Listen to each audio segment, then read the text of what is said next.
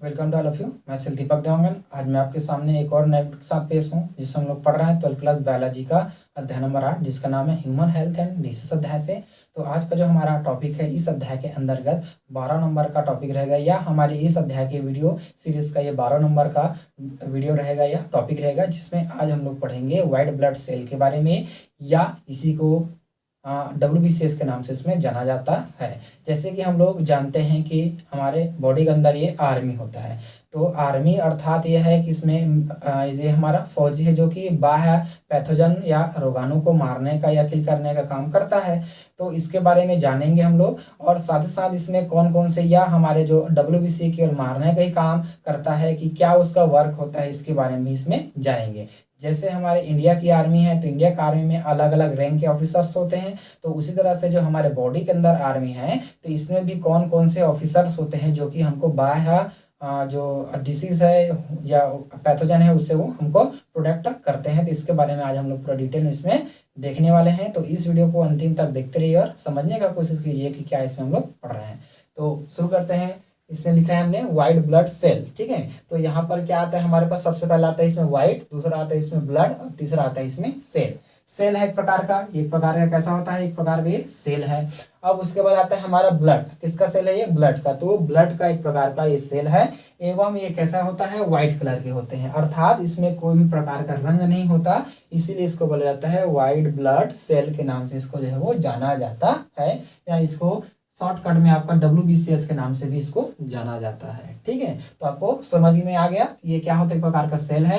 किसका सेल है, ब्लड का, हमारे रक्त का एक सेल होता है जो कि आपके व्हाइट कलर के होते हैं, तो व्हाइट ब्लड सेल के नाम से इसको जाना जाता है। अब इसका और अन्य नाम हमारे पास क्या होता है, तो इसका अन्य नाम होता है हमारे पास ल्यूकोसाइट के नाम से भी इसको जाना जाता है। कई बार एग्जामों में पूछे जाते हैं कि ल्यूकोसाइट क्या होता है, तो ल्यूकोसाइट ही आपका WBCS या व्हाइट ब्लड सेल्स होते हैं, ठीक है। आपको कंफ्यूज नहीं होना है कि ल्यूकोसाइट और WBCS में क्या अंतर है, तो दोनों एक ही है, वो उसका अन्य नाम है।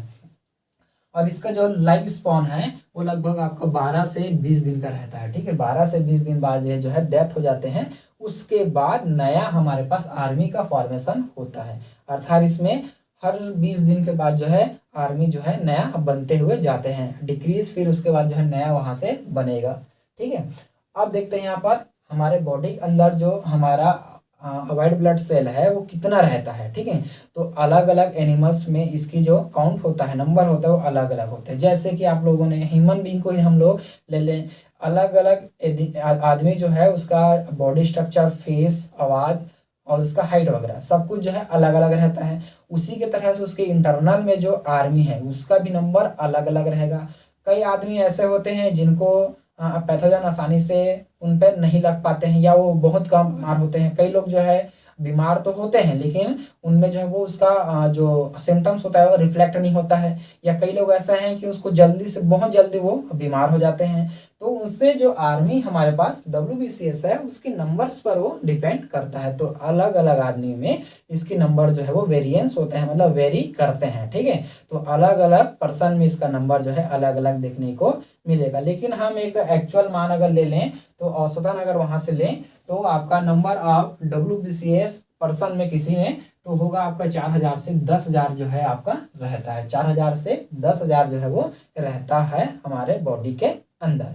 और इसका फॉर्मेशन कहाँ होता है, तो लिखे हमने यहाँ पर formed in bone marrow, formed in bone marrow, ठीक है। तो इसका फॉर्मेशन जो है वो बोन मैरो में होता है। अब ये बोन मैरो क्या चीज होता है, तो बोन मैरो हमारे हड्डी है जो बड़ी बड़ी जो हड्डियां होती है हमारे शरीर के अंदर, उसके अंदर एक खोखला स्थान होता है। उसके अंदर में मान लेते हैं यहाँ पर ये हड्डी, थोड़ा सा इसमें बना देते हैं, थोड़ा सा आपको समझ में आएगा। फिर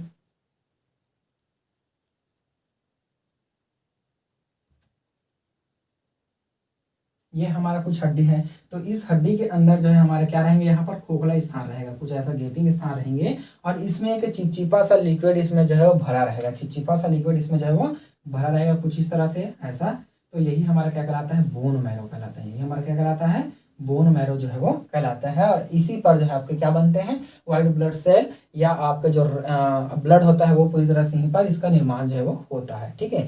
अलग अलग बोन मैरो में जो है वो अलग अलग प्रकार की इसमें जो है फॉर्मेशन वो होते हैं, देखने को मिलता है। लेकिन हमारे जितने भी ब्लड हैं तो ब्लड हमारे बोन मैरो से ही उसका फॉर्मेशन या निर्माण जो है वो होता है। ठीक है। और आपके ये जो बोन मैरो है आपका हड्डियों में, यानी कि जो बड़ी बड़ी जो हड्डियां होती है वहां पर इसमें अधिकतर जो है रक्त का फॉर्मेशन होता है। जैसे आपका जो है ये हो गया, आपका ह्यूमरस हो गया, आपके जो फीमर हो गए, तो यहाँ पर जो इसकी बोन मैरो की जो मात्रा होती है वो ज़्यादा होता है। क्यों? क्योंकि जो हड्डियां होते हैं लंबा होते हैं और लंबा होने के कारण जो इसमें जो ब्लड है उसका फॉर्मेशन ज़्यादा होगा। इसको मैं एक पर्टिकुलर वीडियो जब इसका बनाऊंगा तब उसमें समझाऊंगा अच्छे से कि बोन मैरो क्या चीज़ होता है और किस तरह से उसमें बनते हैं। उसके बारे में मैं एक पर्टिकुलर इसी पर जो है वीडियो लेकर आऊँगा, उसमें मैं इसको बताऊँगा। तो अभी के लिए देखते हैं कहाँ पर होगा ये बोन मैरो में इसका जो है फॉर्मेशन देखने को हमको मिलता है। फिर उसके बाद इसमें देखते हैं हमारे पास टाइप्स ऑफ WBCs की। WBC जो है कितने प्रकार के देखने को मिलता है। ठीक है, क्योंकि हमारा एक सेल है ये, तो सेल में भी इसमें वेरिएंस होगा, इसमें भी अलग अलग इसके पार्ट्स और होंगे। तो इसके पार्ट्स और होते हैं हमारे पास, एक रहता है इसको बोलते हैं ग्रेन्युलोसाइट के नाम से जानते हैं, और दूसरा जो है उसको बोलते हैं ए ग्रेन्युलोसाइट के नाम से जाना जाता है। ग्रेन्युलोसाइट और ए ग्रेन्युलोसाइट्स। ठीक है, तो ग्रेन्युलो का अर्थ होता है ग्रेन युक्त, मतलब इसमें राउंड राउंड सर्कल या मोती के दाना है ना, जैसे माला में जो है मोती रहते हैं उसके दाने के जैसे। साइड मतलब होता है सेल। ठीक है, तो इसमें जो सेल रहेगा इसके पास, तो बना लेते हैं थोड़ा सा।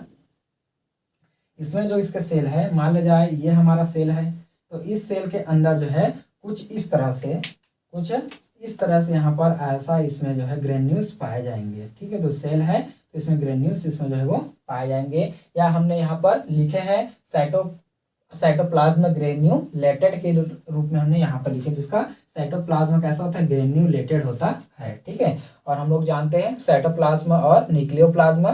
तो साइटोप्लाज्म जो है मतलब इसके जो हमारा जो वाल है, कोशिका का जो वाल है, सॉरी सेल का जो वाल है, तो सेल वाल के अंदर जो है एक लिक्विड भर रहता है या एक स्पेस रहता है, उसको बोलते हैं साइटोप्लाज्म। तो साइटोप्लाज्म में आपका कैसा होता है, ग्रेन्यूलेटेड साइटोप्लाज्म वाले होते हैं, तो इसीलिए इसका नाम पड़ा है हमारे पास ग्रेन्युलोसाइट्स के नाम से जानते हैं। और एक हमारे पास है ए ग्रेन्युलोसाइट, तो इसमें कोई भी प्रकार का ग्रेन्यूल्स जो है नहीं पाए जाएंगे, या ग्रेन्यूल जो है इसमें अब्सेंट रहेंगे, तो ये कहलाता है हमारे में ए ग्रेन्युलोसाइट सेल, या हमारे में ए ग्रेन्युलोसाइट्स के नाम से इसको जाना जाता है। ठीक है, तो यहाँ तक आप समझ गए। तो अब उसके बाद हमको देखना है क्या ग्रेन्युलोसाइट्स के बारे में, वो कैसे होते हैं। तो अभी हमने देखे क्या है, साइटोप्लाज्म में जो है आपका ग्रेन्युलेटेड रहता है।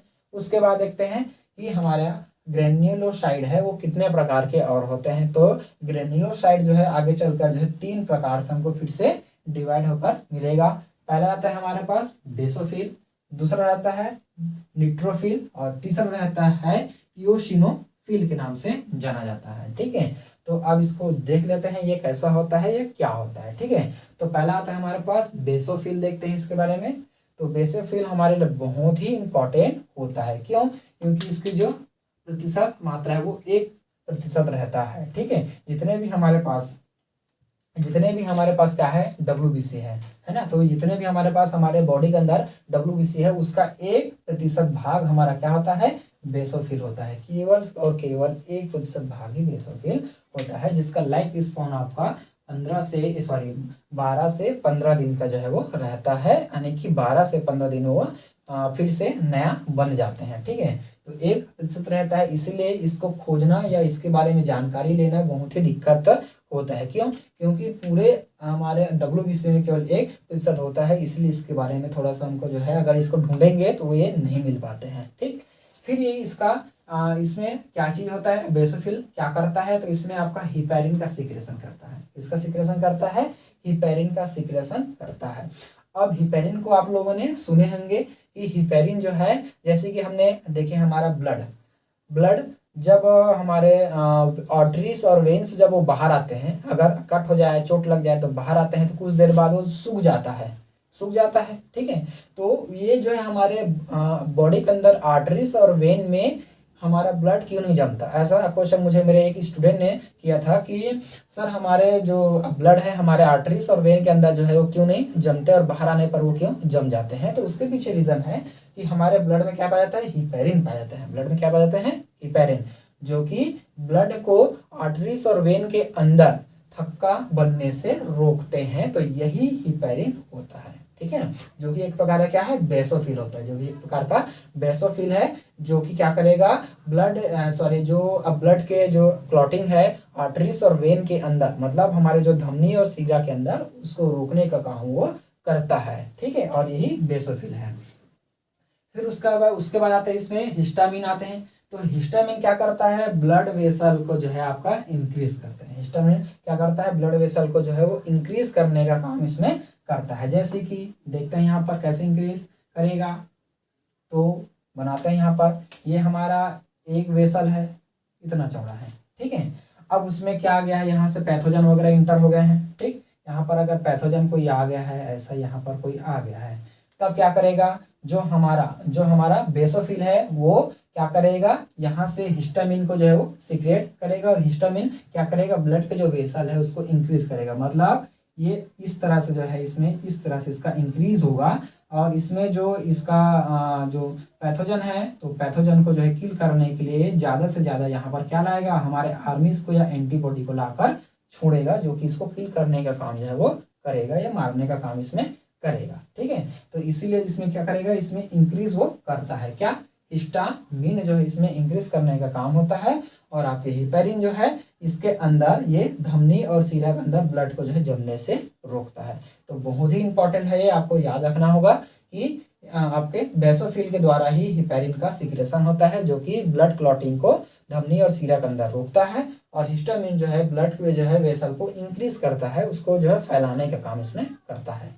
फिर उसके बाद देखते हैं हमारे पास न्यूट्रोफिल क्या होता है। तो न्यूट्रोफिल के बारे में देखते हैं। तो न्यूट्रोफिल हमारा आपका 50 से 70% होता है, हमारे किसमें, ग्रेनुलोसाइट का 50 से 70% होता है, और इसका जो लाइफ स्पॉन है आपका 2 से 5 दिन का रहता है, और 2 से 5 दिन का रहते हैं। और साथ साथ में इसका जो वर्क होता है वो है हमारे में फैगोसाइटोसिस के नाम से इसका वर्क होता है। ठीक है, फैगोसाइटोसिस करता है, अर्थात ये जो है आपका पैथोजन रहता है उसको पैथोजन डाइजेस्टर, अगर हमारे बॉडी में पैथोजन आ गया है तो उसको वो डाइजेस्ट करने का, खाने का काम जो है वो करता है, तो इसलिए इसको बोला है न्यूट्रोफिल। अब यहाँ से आपको नाम से स्पष्ट होगा, न्यूट्रो मतलब क्या, न्यूट्रल करना, मतलब समायोजित करना। ठीक है, तो न्यूट्रो कर देगा। जैसे हमारे बॉडी में पहले तो कोई भी पैथोजन तो नहीं था, कोई भी पैथोजन इसके अंदर नहीं था, है ना। अगर वो पैथोजन यहाँ पर आ गया है तो क्या करेगा, इसको किल कर जो है इसको फिर से बैलेंसिंग करेगा, फिर से क्या करेगा, बैलेंसिंग करेगा। तो इसलिए इसका बोला गया है आप में न्यूट्रोफिल करेगा, उसको जो है बैलेंसिंग करने का काम करेगा। ठीक है, फिर उसके बाद आता है हमारे पास तीसरा नंबर आता है आपका क्या, इयोसिनोफिल। ठीक है, इयोसिनोफिल, तो इसको जो है आपका स्टेन विथ इयोसिन डाई, तो स्टेन विथ इयोसिन डाई यानी कि स्टेन, अगर इसको हमको स्टेन करना है तो स्टेन करने के लिए हम इयोसिन डाई का प्रयोग करते हैं, तो इसीलिए इसका नाम हो गया है इयोसिनोफिल के नाम से इसको जानते हैं। ठीक है, तो इसको स्टेन करेंगे। स्टेन का अर्थ होता है, इसको अगर हमको देखना है माइक्रोस्कोप पे परमानेंट स्लाइड के रूप में, या इसको जो है हमको देखने के लिए अगर हम लोग स्लाइड का फॉर्मेशन करते हैं तो इसको सुखाकर, या इसको देखने के लिए जो प्रक्रिया अपनाई जाती है उसको स्टेनिंग करना पड़ता है। ठीक है, एक परमानेंट यानी कि उसको देखने के लिए, उसको रोकने के लिए एक स्टेनिंग करने की जो है इसको प्रक्रिया होती है, इसके ठहराव बोल सकते हैं इसको, हम भाषा में इसी ठहराव। ठीक है, तो ठहराव के लिए हम लोग क्या करते हैं, स्टेनिंग करते हैं। तो इसको जो है इयोसिन डाई से उसको स्टेनिंग जब किया जाता है उसके ऊपर डालते हैं, तब उसमें वो उभरेगा या चमक हमको वो देगा। ठीक है, स्टेनिंग करते ही होता है। अगर कोई चीज या कोई पार्ट्स या कोशिका कोई पार्ट्स हमको नहीं दिख रहे हैं तो उसको अगर हम स्टेन करते हैं तो वो क्या करेगा, उसके कलर को एब्जॉर्ब करेगा, जिसके कारण से जो है हमें जो स्ट्रक्चर है वो दिखाई देगा। ठीक है, तो इसको इयोसिनोफिल को जो है देखने के लिए इयोसिन डाई का प्रयोग करते हैं, तो इसलिए इसका नाम क्या पड़ गया, जिस डाई का प्रयोग किए उसी के अनुसार इसको रख दिए, क्या, इयोसिनोफिल रख दिए। ठीक है, फिर बोलता है इसकी जो मात्रा है आपका 1 से 4% होता है, 1 से 4% होता है। किसका, ये है ग्रेनुलोसाइट का 1 से 4% होता है, और ये जो है आपका लगभग 7 से 12 दिन का इसका लाइफ स्पॉन होते हैं, या 7 से 12 दिन ये जीवित रहता है।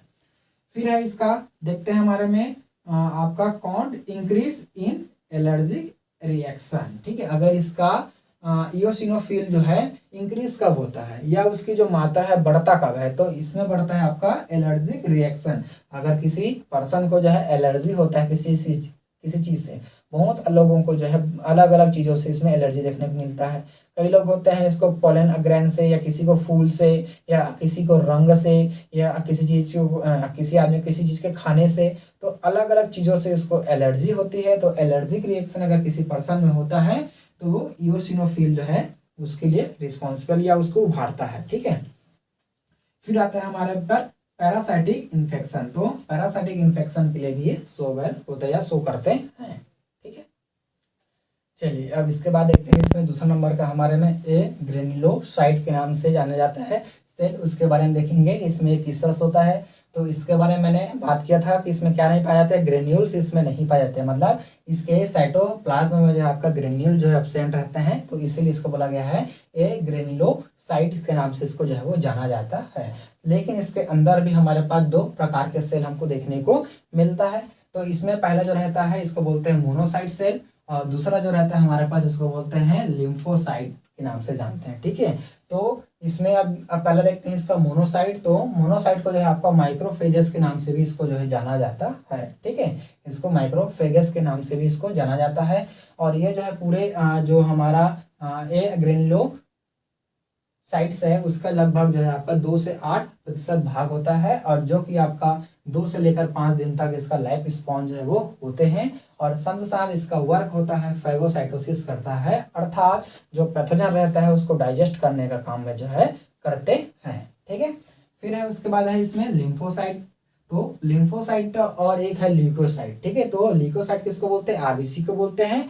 और आपका जो लिम्फोसाइट है इसमें लिम्फॉइड ऑर्गन्स आते हैं। ये लिम्फॉइड ऑर्गन क्या क्या होते हैं इसके बारे में भी इसमें पढ़ेंगे। और साथ ही साथ इसमें आपको जो है बी लिम्फोसाइट और टी लिम्फोसाइट, साथ ही साथ इसमें एंटीबॉडी, और जो है इसमें कुछ ऐसे सेल होते हैं जो कि किलर का, सस्पेंसर, अलग अलग इसका वर्क होता है।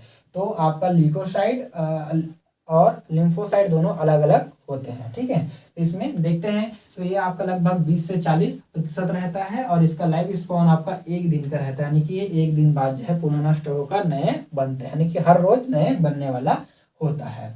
अब ये जो लिम्फोसाइट है इसके भी हमारे पास 2 प्रकार के देखने को इसमें मिलता है। तो सबसे पहला आता है हमारे पास बी लिम्फोसाइट, और दूसरा नंबर का आता है इसमें टी लिम्फोसाइट। ठीक है, तो बी और टी लिम्फोसाइट, इस पर मैं स्पेशल वीडियो इसके ऊपर लाऊंगा बी लिम्फोसाइट और टी लिम्फोसाइट के ऊपर, ताकि आपको इसमें से अच्छे से समझ में आ जाए कि इसमें एंटीबॉडी का रिस्पांस या उसका एंटीबॉडी जो है वो किस तरह से उसमें बन रहा है, साथ साथ एंटीबॉडी का स्ट्रक्चर, यानी कि अभी बहुत सारी इसमें वीडियो आना बाकी है। तो ये उसका आउटर जर्नल स्ट्रक्चर है या आउटर जर्नल थ्योरी है, इसके बारे में हम जान लेते हैं, फिर हमको पढ़ेंगे आगे का वीडियोस में। ठीक है, तो देखते हैं इसमें बी लिम्फोसाइट। तो ये कैसा होता है आपका ह्यूमरल इम्यूनिटी रिस्पांस। ठीक है, तो ह्यूमरल इम्यूनिटी रिस्पांस के अंतर्गत जो है वो आता है, और ये जो है आपको फॉर्म्ड एंटीबॉडी, तो एंटीबॉडी का इसमें फॉर्मेशन वो करता है या फॉर्म्ड करने वाला जो है वो होता है। और कौन कौन से एंटीबॉडी इसमें बनते हैं, तो ये होता है आईजीडी, आईजीजी और आईजीए और आईजीएम और आईजीई। ठीक है, तो ये जो है आपके पास 1 2 3 4 और 5 प्रकार के एंटीबॉडी का फॉर्मेशन करने वाला होता है बी लिम्फोसाइट। ठीक है, और इसको आपको अच्छे से याद रखना है, तो क्या लिखेंगे डी, और इसको लिख सकते हैं हम गेम। ठीक है, तो डी गेम के नाम से भी इसको जो है वो याद रख सकते हैं, डी गेम। ये क्या होता है हमारा एंटीबॉडीज होते हैं हमारे बॉडी के अंदर, जो है 5 प्रकार के एंटीबॉडी देखने को मिलता है। क्या क्या, डी गेम, यानी कि आईजीडी, आईजीजी, आईजीए, आईजीएम और आईजीई। ठीक है, अब देखते हैं इसके बाद टी लिम्फोसाइट देखते हैं। तो टी लिम्फोसाइट को बोलते हैं सेल मीडिएटेड इम्यूनिटी के नाम से इसको जाना जाता है, इसके अंतर्गत ये आता है सेल मीडिएटेड इम्यूनिटी। ठीक है, तो इसके अंदर भी इसके 4 प्रकार के सेल होते हैं। तो पहला सेल होता है इसको बोलते हैं सस्पेंसर सेल, सप्रेसर होता है। फिर उसके बाद हमारे पास होता है मेमोरी होता है, फिर होता है इसमें किलर, और चौथा होता है इसमें हेल्पर। ठीक है, तो इसमें 4 प्रकार के हमको देखने को और इसमें सेल हमको देखने को मिलता है। तो ये था हमारे में ग्रेन्युलोसाइट और ए ग्रेन्युलोसाइट के अंतर्गत हमने इसमें पढ़े हैं, और ये किसके अंतर्गत आता है हमारे में, व्हाइट ब्लड सेल के अंतर्गत जो है वो आता है। आई होप कि आज का जो हमारा वीडियो आपको पसंद आया होगा। तो देखते रहिए हमारा यूट्यूब चैनल। धन्यवाद, थैंक यू।